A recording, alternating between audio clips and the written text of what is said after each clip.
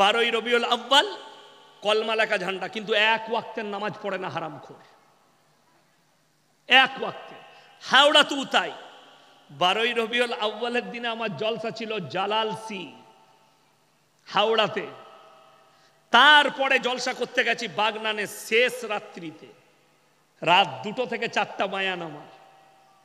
তো স্টেজে আমার 1 ঘন্টা বায়ান করা হয়েছে, সঙ্গে সঙ্গে 4-5টা যুবক বলছে, এই যে আপনি বললেন কি যে 12ই রবিউল আউয়ালে জুলুস বার করা যাবে না, মানা যাবে না, কোথায় লেখা আছে?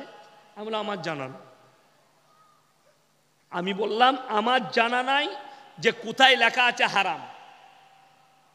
কিন্তু তারদিকে আমি ইউটিউব খুলে একটা জিনিস দেখালাম, এই বছরের আগের বছর হাওড়া বাগনান কোলাঘাটের কাছে মুসলিম যুবকরা ডিজে বাজিয়ে ড্যান্স করেছে 12ই রবিউল আউয়ালে। গান বাজনা হালাল না হারাম? কথা বলে না, হারাম। যদি হারাম হয়, নবীজির মহব্বতে আমাকে কি বলছে জানেন? আমরা রসুলের মহব্বতে জুলুস বার করি, তোমাদের মধ্যে রসুলের মহব্বত নাই। আমি বললাম যেমন আজকে এশার ফরজ নামাজ ক রাকাত? কথা বলে না এরা? 4 রাকাত। আমি যদি এখানে বলে যাই এই মালদা জেলার মালদা থানার লোককে কাল থেকে 6 রাকাত পড়বে, এই মৌলবীরা কি চাইবে আমার কাছে? কথা বলে না? দলিল দেন। আমি যদি বলি পড়া যাবে না, সেই দলিলটা দেন, খুঁজে পাবে? এরা বুঝতে পারছে না। আমি যদি মৌলবী কটাকে বলি যে পড়া যাবে না, কোথায় লেখা আছে আমাকে দলিল বার করে দেন, খুঁজে পাবে? পাবে না। আমাকে বলছে রসুলের মহব্বতে আমরা জুলুস বার করি। আমি বললাম আল্লাহর মহব্বতে তাইলে 6 রাকাত নামাজ কেন পড়বি না? কথাটা বুঝতে পারেননি? রসুলের মহব্বতে যদি জুলুস বার করতে হয়, ওটা যদি জায়েজ হয়, আল্লাহর মহব্বতে 4 রাকাত নামাজটা 6 রাকাত কেন পড়বি না? তখন বলছে হুজুর দলিল দেন। এই যে জায়গাটায় জলসা করছি বাগানটায়, আমি যদি বলি বাগানটা আমার বাপের, দলিল কে দিবে? কথা বলে না? এ দলিল কাকে লাগবে? আমাকে দিতে হবে। আর আমি যদি বলি আমার বাপের লয়, এরকম একটা দলিল তোমরা দেখাও, আমাকে পাগলখানায় পাঠাবেন না? পাঠাবেন না? তো যে মালকটা আমাদের কাছে দলিল চাইছে, জুলুসের দলিল দাও, তাকে জিজ্ঞেস করো যে তুই ভালো করে গিয়ে কোথায় রাঁচিতে দেখা। তা না হলে ওই ভণ্ড আপনার ধর্মটাকে বুঝান, শিরিকটাকে বুঝিয়ে দেন, বেদাতটাকে বুঝিয়ে দেন, কুফরিটাকে বুঝিয়ে দেন। আমি একটা তথ্য দিই, অনেক মানুষ মনে করে আমি মুসলমান, নামাজও পড়ি না, রোজাও রাখি না, কোনো ইসলামিক কৃষ্টি কালচার আমার কাছে নেই, কিন্তু ভালো মানুষ আমি। চায়ের দোকানে পাবেন সকালবেলায় তারা বলে নামাজ না পড়তে পারি, কিন্তু আমার মতো ভালো লোক তো গ্রামে পাবি না। এরকম মাল আছে না? না গাদা আছে। চায়ের দোকানে বলে, তারা বলে আমরা আপনাকে বলে দিই, আপনারা জানেন, আপনাদেরকে একটা তথ্য দিয়ে যায়, ভারতের একজন আর্টিস্ট আছে, যদিও আমি তাকে মুসলিম ভাবি না, আর আপনাদের মুসলমান ভাবাও যাবে না যতদিন না কালমা পড়ে মুসলমান হচ্ছে। তার নাম হচ্ছে সালমান খান এবং তার পরিবার। সে কিন্তু মুসলমান নয় বর্তমানে, নাম থাকতে পারে। গরুর মাংস আপনি খেতে পারেন, আপনি মুসলমান। যারা ভাবছেন আমি গরুর মাংস খাই বলে মুসলমান, তাহলে জেনে রেখে দাও, ঋষি কাপুর বলে একটা আর্টিস্ট, সে মিডিয়ার সামনে বলেছিল প্রত্যেক দিন আমার ডিনারে বিফ থাকে, গরুর মাংস থাকে। ঋষি কাপুরকে চিনেন তো? বড় আর্টিস্ট। সে বলেছিল মিডিয়াকে আমি প্রত্যেক দিন বিফ খাই, এটা আমার অভ্যাস, আমি খাবো। যে ও বিফ খাই বলে ও ইমানদার হয়ে গেছে? কেউ বলতে পারবে? কোনো মৌলবি ফতোয়া দিতে পারবে না। খাদ্য তার রুচি হয়েছে, সে খেয়েছে, না ও খেতে পারে। আপনাকে ডাক্তারে নিষেধ করেছে আপনি গরুর মাংস খাবেন না, অসুবিধা কি আছে? তা বলে আপনি বেঈমান হয়ে যাবে না। শর্ত কি? কোরআন বলেছে শর্তটা, লাইসাল বিররু আন তুওয়াল্লু বুজুহাকুম কিবালাল মাশরিকি ওয়াল মাগরিব ওয়ালাকিন্নাল বিররা মান আমানা বিল্লাহ। পূব কিংবা পশ্চিম দিকে মাথা ঠোকাটা মুমিনদের জন্য মেটার নয়। আপনি মনে করছেন আমি পশ্চিম দিকে মাথা ঠুকি মুমিন, আপনি মনে করছেন পূব দিকে মাথা ঠুকি মুমিন। পৃথিবীতে নাস্তিক ছাড়া যতগুলো মানুষ আছে সবাই মাথা ঠুকে, কেউ পূবে কেউ পশ্চিমে, কেউ উত্তরে কেউ দক্ষিণে, কেউ গাছের কাছে কেউ কবরে, কেউ ঠাকুরের সামনে কেউ অগ্নির সামনে, কেউ পানির সামনে কেউ পাথরের সামনে। যার যেখানে আস্থা বিশ্বাস সে মাথা ঠুকে। আমার এলাকায় ফুটবল খেলা হচ্ছে এক জায়গায়, আপনাদের হয় না শীতকালে ফুটবল খেলার টুর্নামেন্ট হয়, তো অনেকগুলো ছেলে যুবক ছেলে খেলা দেখতে গেছে। আসরের নামাজের সময় হাফ টাইম হয়েছে। হাফ টাইম হয় না 90 মিনিট খেলা হয়, 45 মিনিটে হাফ টাইম। এখন একটা চাচা ছিল হালকা দাড়ি, নামাজ মোটামুটি পড়ে, তো যুবক ছেলেরা বলছে চাচা হাফ টাইম হয়েছে, আসরের নামাজটা পড়েলি। বলে চ। উজু করে নামাজ পড়াইছে। চাচা এখন দক্ষিণ দিকে মুখ করে নামাজ পড়িয়ে দিয়েছে। ছেলেরা বলছে চাচা এটা দক্ষিণ দিক গো। বলছে ভাই আল্লাহ সব দিকেই আছে। কথাটা বুঝতে পারেননি? বুঝতে পারছেন কত বড় মুফতি? আমাদেরকেও ফেল করে দেবে। আমরা সবাই জানি কি পশ্চিম দিকে মুখ করে নামাজ পড়া এই কথাটা ভুল কথা। কেবলামুখী হয়ে নামাজ পড়া শর্ত এটাই, আমরা আমাদের পশ্চিম দিকে কেবলা আছে বলে আমরা পশ্চিম দিকে মুখ করে নামাজ পড়ি। যারা কাবার পূব দিকে আছে তারা পশ্চিম দিকে নামাজ পড়বে, যারা কাবার দক্ষিণ দিকে আছে তারা উত্তর দিকে মুখ করে নামাজ পড়বে, যারা উত্তরে আছে তারা দক্ষিণ দিকে। শর্ত হচ্ছে কিবলামুখী হয়ে নামাজ পড়া। আল্লাহ কোরআনে শর্ত রাখলেন, মেটারটা সিজদা নয়, নাম্বার 1 আল্লাহর ওপরে প্রকৃত বিশ্বাস। সবাই আনবো, জোরে বলুন ইনশাআল্লাহ। আর আল্লাহর ওপরে বিশ্বাস আনলে আর পৃথিবীর কেউ কি রব হিসাবে গণ্য করা যাবে না। আপনাকে বুঝিয়ে দিই, আমি এখানে কোনো দল নিয়ে লয়, দেওবন্দি হোক, বেরেলি হোক, আহলে হাদিস হোক, আর আপনার ফুরফুরা হোক, আজানগাছি, হড়হড়ে, লল্লড়ে, তালতালা, বেলতালা, খেজুরতালা, শেওড়াতালা, মলই বাবা, খেপা বাবা, আচমকো বাবা, যত দল আছে, আমরা যখন নামাজ পড়ি সূরা ফাতিহা পড়ি না? কথা বলে না? সূরা ফাতিহা পড়তে হবে না?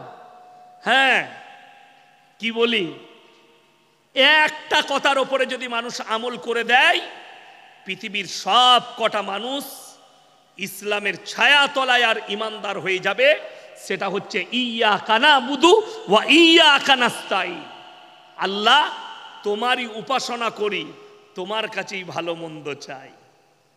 এই ওয়াদা সব দলের লোক করছে নামাজে দাঁড়িয়ে। তারপরেও শেওড়া তালা, তারপরেও ঢেপি, তারপরেও মাজার, তারপরেও গাছতলা, তুমি বলছো মুমিন। আমার তো বিশ্বাস হয় না। আগে চলুন, যদি এটা সত্য হয় যে আমরা আল্লাহর ওপরে বিশ্বাস আনতে হবে, নাম্বার 1 সালমান খানের পরিবার হচ্ছে মুশরিক পরিবার। যদি বলেন আপনি কত বড় কথা বলছেন, মুশরিক কেন? যে আল্লাহ বাদ দিয়ে ঠাকুরের উপাসনা করে, মাটির মূর্তি তৈরি করে। সালমান খানের বাড়িতে গণেশের পুজো হয়, তার গোটা পরিবার, তার ভাই, তার ভাবি, তার বোন, তার বুনাই, তার বাপ, তার মা, সবাই তারা উপাসনা করে। কিন্তু সালমানের কাছে ভালো কাজ কি আছে আপনাকে বলে দিই, যতগুলো ফিল্মি দুনিয়ায় আর্টিস্ট আছে সব থেকে মানুষের হেল্প করে ওই সালমান খান বেশি। 100 টাকার মধ্যে 90 টাকা তার চ্যারিটিতে যায়। কারুর যদি বাচ্চার ক্যান্সার হয়, বোম্বে টাটা মেমোরিয়ালে যাবেন, সালমান খানের চ্যারিটিতে দেখা করবেন, 1 টাকা আপনার খরচ নেই, সমস্ত খরচ তাদের, সালমান খানের চ্যারিটি থেকে। কিন্তু দুঃখের বিষয় মুসলমান বলা যাবে না। এই যে ভালো কাজ করছে এর বদলা আল্লাহ দিবেন না? দিবেন, দুনিয়াতে দিব। যে লোক বলে আমাদের সমাজে আমি নামাজ পড়ি না, রোজা রাখি না, আমি দিনদার নয়, কিন্তু আমি ভালো লোক, সত্যিকারই ভালো লোক, সে জিনা করে না, সে হারাম খায় না, লোকের মেরে নেয় না, কারো অন্যায় করে না, কারো ক্ষতি করে না, সব দিক ভালো, খালি সে নামাজ পড়ে না, রোজা রাখে না, দিনের ওপরে প্রতিষ্ঠিত নয়। যদি বলেন তাহলে তার কি হবে? সে বদলা দুনিয়াতে পাবে। কোরআন শুনেলেন, কিয়ামতের দিনে দুটো দল, একটা জান্নাতের দিকে যাবে আর একটা জাহান্নামীদের দল। জান্নাতীরা আওয়াজ দেবে, ফি জান্নাতি ইয়াতাসাআলুনা আনিল মুজরিমিনা মা সালাকাকুম ফি সাকার। এই জাহান্নামী ভাইরা দাঁড়াও দাঁড়াও দাঁড়াও, তোমরা সাকারে প্রবেশ করবে, একটা জাহান্নামের নাম হচ্ছে সাকার, প্রবেশ করতে যাচ্ছ। তোমরা তো বলতে আমরা গ্রামের ভালো লোক, তোমরা বলতে আমরা ভালো মানুষ, আজকে কেন তোমরা জাহান্নামের দিকে যাচ্ছ? তাদের এক নম্বর উত্তর হবে, ক্বালু লাম নাকু মিনাল মুসাল্লিন, আমরা নামাজি মুসল্লিদের মধ্যে ছিলাম না। এটা এক নম্বর উত্তর, আমরা নামাজি মুসল্লিদের মধ্যে ছিলাম না। হাত তুলে সকলে বলুন, আজ থেকে 5 ওয়াক্তের নামাজি হব। হাত তুলে বলুন ইনশাআল্লাহ, এ জোরে বলুন ইনশাআল্লাহ। নামাজ ছাড়বেন না। রসুলের হাদিস, যার নামাজ নেই তার মধ্যে ইসলাম নেই। এই কথা আপনার ব্রেনে আঘাত হওয়া দরকার। আপনার বিবি নামাজি, আপনি বেনামাজি, আপনি নামাজি, আপনার বিবি বেনামাজি, আপনি নামাজি, আপনার সন্তান জীবনে নামাজ পড়ে না। বড় কষ্টটা আমাদের কোথায় জানেন মৌলবীদের? আপনি, আপনার সন্তান একদিন টিউশন কামাই করলে মানুষ তার উপরে অত্যাচার করে, করে না করে না? টাকা দিয়ে টিউশন পড়াচ্ছি, কামাই করবি মানে যেতেই হবে। এত টাকা দিয়ে ইংরেজি টিচার রেখেছে, দুঃখ লাগে। মা সন্তানের উপরে অত্যাচার করে টিউশন না গেলে, বাপ অত্যাচার করে স্কুল না গেলে। পয়সা দিয়ে ইংলিশ মিডিয়ামে ভর্তি করেছি, কিন্তু দুঃখের বিষয়, বেদনার বিষয়, নামাজ পড়ে না 20 বৎসর 22 বৎসর যুবকের বয়স, মা কোনোদিন বলে না যে আজকে নামাজ না পড়লে তোকে ভাত দেব না। কত বড় দুঃখের বিষয়। যে নামাজ, নবীজি বললেন যার নামাজ নাই তার মধ্যে ইসলাম নেই, সেই নামাজ থেকে আপনি গাফিল। ফেসবুক আর টুইটারে মুসলমান সাজলে হবে না। আমাদের দেশের মুসলমান ফেসবুক আর টুইটারের মুসলমান। কেমন করে? ফেসবুকে লিখছে, পোস্ট করছে, আমাদের বাবরি মসজিদ ভেঙে গেছে, আমাদের বুকটা ফেটে যাচ্ছে। তুই কাঁদছিস বাবরি মসজিদের জন্যে, আর তোর মসজিদ কাঁদছে তোর জন্যে, তুই জীবনে নামাজ পড়তে যাস না। কত বড় কষ্টের কথা। ওই ফেসবুকের মুসলমান সাজলে গাগড়ে পড়বেন, জাহান্নামের রাস্তা অতিক্রম করবেন। আমার ভাই, এটা এক নম্বর। 2 নম্বর, ওয়ালাম নাকু নুতিমুল মিসকিন, এবং আমরা মিসকিনকে খানা খাওয়াইতাম না। ওয়া কুন্না নাখুদু মাল খাইদিন, আর দাড়ি টুপি নামাজি মুসল্লিদিকে দেখে হাসি ঠাট্টা বিদ্রুপ করতাম, তাই আল্লাহ আমাদিকে জাহান্নামে পাঠিয়েছেন। আজকে আমাদের মতো দাড়ি টুপিওয়ালাদের নাম কি জানেন? আপনারা তো আমাদিকে মৌলী সাহেব বলেন, কেউ হুজুর বলে ডাকে মুসলমানরা, কিন্তু বেশিরভাগ অমুসলিম ভাই সে চাচা বলে আমাদিকে। ঠিক বললাম না ভুল বললাম? আমার বর্ধমান থেকে, আমার বাড়ি থেকে কলকাতা যেতে হাইওয়ের ওপরে সব থেকে প্রথম টোল যেটা পড়ে পালসিট, বর্ধমান জেলার মধ্যে, তারপরে ডানকুনি, দিল্লি রোডে বাড়ি আমার। তো আজ থেকে 6-7 বছর আগেকার ঘটনা। আমি গাড়ি করে হাওড়ায় জলসায় যাচ্ছি, তখন ফাস্ট ট্রাক ছিল না, এখন তো ফাস্ট ট্রাক লাগানো আছে, গাড়ি পেরুবে কেটে নেবে অটোমেটিক, কথা বলতে হবে না। তখন ছিল হাতে হাতে পয়সা। তো আমি তখন 500 টাকার লোড দিয়েছি। আমাকে যে টোলে বসে কাটছে টোলটা, ফাইনটা, সে হচ্ছে আমার বাপের বয়সী লোক। আমাকে বলছে চাচা খুচরো দাও। আমি তাকে বললাম, হ্যাঁ রে বেটা, তোর মা কেমন আছে বলবি, বাপের সাথে দেখা হলো। হ্যাঁ, আমি এই উত্তর দিয়েছি তাকে, যে বলবি তোর মাকে বাপের সাথে দেখা হলো, তোর মা আমার ভাবি হয়। ওদের একটা বিহারি অফিসার চলে এলো, স্যার क्या हुआ? हम बोले ये हमारा बेटा है, इसका माँ हमारा बीबी है, ये हमको चाचा बोल रहा है। हम बोले हमारा बाप का उम्र का है। আমাকে বললে স্যার क्षमा कर दीजिए। আমি একটাই উত্তর দিয়েছি, তোমাদের পণ্ডিতকে তোমরা কি বলো? সাধু বাবা বলো, পণ্ডিত বলো। আমাদের মুসলমান ভাইরা আমাদিকে হয় হুজুর বলে, না হলে মৌলী সাহেব বলে। তুমি আমাকে দাঁড়িয়ে আছে বলে চাচা বলে ডাকবে? কষ্টটা ওই জায়গায়। হাই রে মুসলমান! কিন্তু আপনি বুঝতে পারেননি, এই কোরআনের আয়াত যেটা শোনালাম বড় প্যাথেটিক। ওয়াকুন্না নাখুদু মাল খাইদিন। দাড়ি টুপি নামাজি মুসল্লি দিকে দেখে হাসি ঠাট্টা বিদ্রুপ করত, আর তাদের সঙ্গে আমরা ছাই দিয়ে হাসতাম। তাই আল্লাহ আমাদিকে জাহান্নামে পাঠিয়েছে। নামাজি দাড়ি টুপিওয়ালাদের কেউ মজাক উড়াবেন না, জোরে বলুন ইনশাআল্লাহ।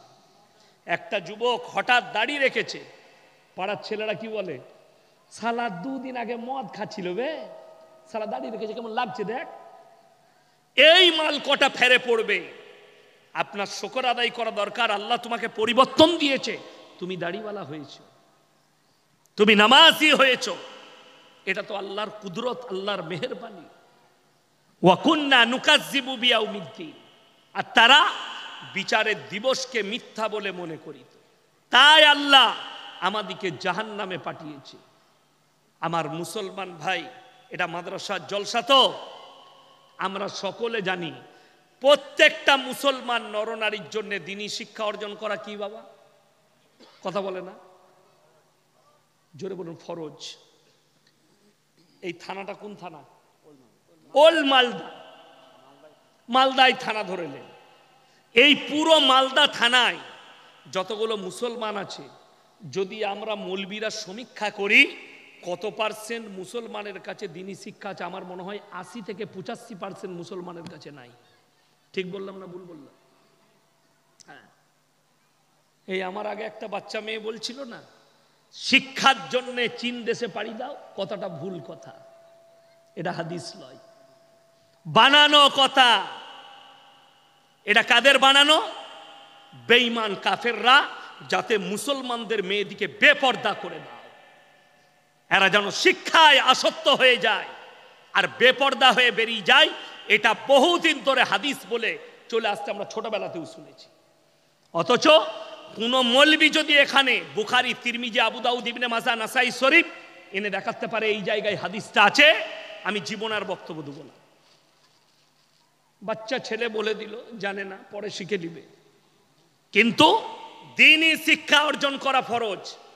যদি শিক্ষার জন্য চীন দেশে পাড়ি দাও, গাড়ি চালানোটাও একটা শিক্ষা। শিক্ষা না শিক্ষা লয়? কথা বলে না?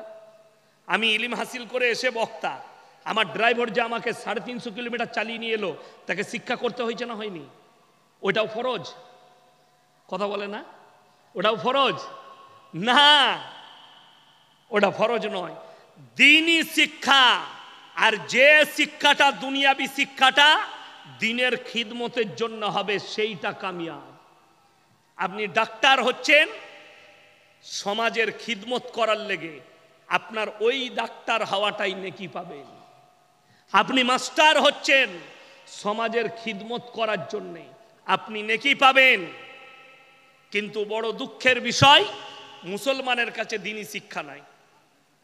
আমার আগের বক্তা বায়ান করছিলেন, উনি একবারও বলেছেন যে তোমরা মাদ্রাসায় পড়ো, আলেম হও, শুধু মৌলবি হও, ইমামতি করো। এই কথা কেউ বলেছে? কোন মৌলবীর বায়ান একটা দেখান না। আপনার মেয়ে মাদ্রাসায় পড়ছে, আপনার ছেলে মাদ্রাসায় পড়ছে, একটা 7 বছরের বাচ্চাকে আমাদের মাদ্রাসায় এনে দেন, 3 বছর লাগবে হাফিজে কোরআন হতে। কত বছর বললাম? 3 বছর। 7 আর 3 বয়স কত হলো? 10। এই 10 বছরের ছেলেটা হাফিজে কোরআন, এরপরে আপনি তাকে ডাক্তার করুন, মাস্টার করুন, প্রফেসর করুন, ইঞ্জিনিয়ার করুন। তসলিমা নাসরিন কোনো হিন্দু ঘরের মেয়ে নয়, খ্রিস্টান ঘরের মেয়ে নয়, ইহুদি ঘরের মেয়ে নয়, মুসলিম ঘরে জন্ম নিয়েছিল। কি করে রসুলের এত বড় আর ইসলামের দুশ্মন হয়ে দাঁড়ালো? তার কারণ হচ্ছে তার বাবা মা তাকে দ্বীনি শিক্ষা দেয়নি। নাজিয়া ইলাহি খান একটা রাজনৈতিক দলের নেত্রী। আমি যদিও সেই রাজনৈতিক দলের নাম মুখে টানবো না, যেহেতু এটা জলসা, কিন্তু সেই মেয়েটার নাম নাজিয়া ইলাহি খান। কলকাতার একজন কোন কোর্টের অ্যাডভোকেট জানি না। এরকম দেহ ব্যবসায়ী যদি আমাদের দেশের উকিল হয়, তাহলে সমাজের পরিস্থিতি কি হতে পারে? এই মেয়েটা দেহ ব্যবসায়ী মেয়ে, প্রতিনিয়ত ইসলামকে গালি দিচ্ছে। এটা কোনো হিন্দুদের ঘরের নয়, এটা খ্রিস্টান ঘরের মেয়ে নয়, মুসলিম ঘরে জন্ম নিয়েছে। কিন্তু এর মা বাবা দ্বীনি শিক্ষা না দেওয়ার কারণে আজকে মেয়েটা এই জায়গায় পৌঁছেছে। তারবিয়াত না দেওয়ার কারণে হাজার হাজার মুসলিম যুবক বেঈমান কাফের হয়ে বসে আছে, আপনি টেরও পাবেন না। মুসলিমদের কথা বলছি। রবীন্দ্রনাথ ঠাকুরের বাড়ি হচ্ছে বোলপুর শান্তিনিকেতন। নাম শুনেছেন না শুনেননি? মালদা থেকে বর্ধমান হয়ে যদি কলকাতা যান, শান্তিনিকেতন স্টেশন পড়বে। তার আগের স্টেশনটাই যদিও এক্সপ্রেস গাড়ি দাঁড়ায় না, প্রান্তিক নাম, যেখানে কাঞ্চনজঙ্ঘা এক্সপ্রেস দাঁড়ায়। সব দামি দামি মন্ত্রী আইপিএসদের বাড়ি ওখানে, বড় লোকরা বাড়ি করেছে।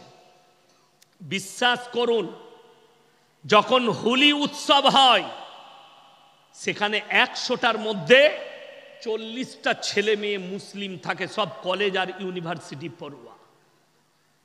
আমি এটা মিথ্যা বলিনি, বানানো গল্প বলিনি। কেন? তাদের মা বাবা ভেবেছে আমার সন্তান ডাক্তার হবে, মাস্টার হবে, কিন্তু সে জানে না ওটা বেঈমান আর কাফের তৈরি হচ্ছে। কেন? তাকে দ্বীনি শিক্ষাই দেয়নি।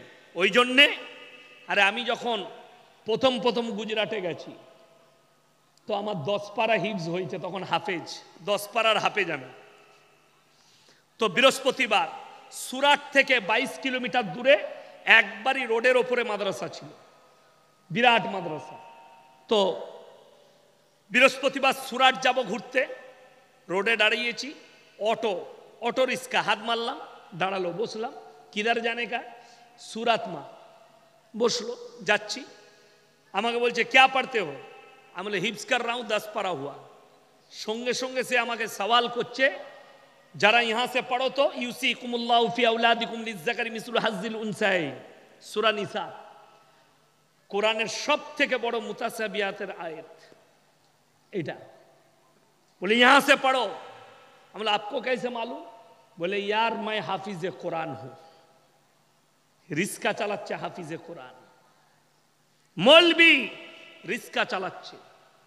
হাফিজে কোরআন হয়ে ইমামতি করতে হবে আর মাদ্রাসায় থাকতে হবে, এই ধারণাটা আমাদেরকে পাল্টাতে হবে।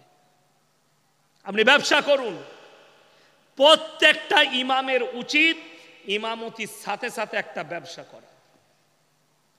আপনারা যাকে দেখছেন বসে আছে, আমি শুধু বক্তা নয়, শুধু মাদ্রাসার শিক্ষক নয়, আমার ব্যবসা আছে। কি ব্যবসা করি?